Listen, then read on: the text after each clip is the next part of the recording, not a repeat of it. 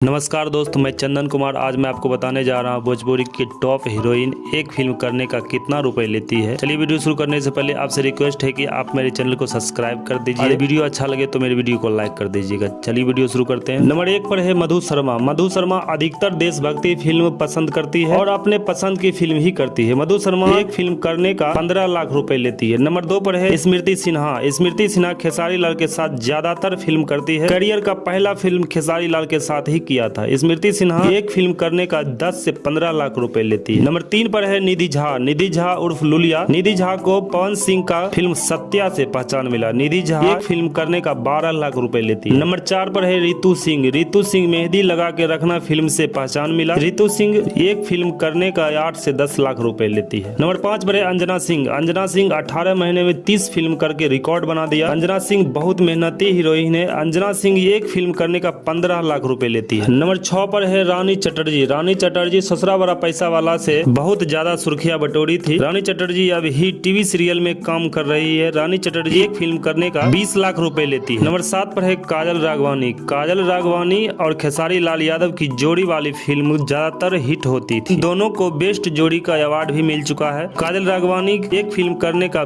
25 लाख रुपए लेती है। नंबर 8 पर है अक्षरा सिंह। अक्षरा सिंह अच्छी एक्ट्रेस है, एक अच्छी सिंगर भी बन चुकी है। भोजपुरी के सभी बड़े स्टार के साथ काम कर चुकी है। अक्षरा सिंह एक फिल्म करने का 20 लाख रुपए लेती है। नंबर 9 पर है अम्रपाली दुबे। अम्रपाली दुबे और दिनेश लाल यादव की जोड़ी वाली फिल्म अधिकतर हिट होती है। अम्रपाली दुबे भोजपुरी की नंबर 1 हीरोइन है। अम्रपाली दुबे एक फिल्म करने का 25 से 30 लाख रुपए लेती है। हमें उम्मीद है कि आप मेरे चैनल को सब्सक्राइब कर लिए होंगे और मेरे वीडियो को लाइक कर दिए होंगे।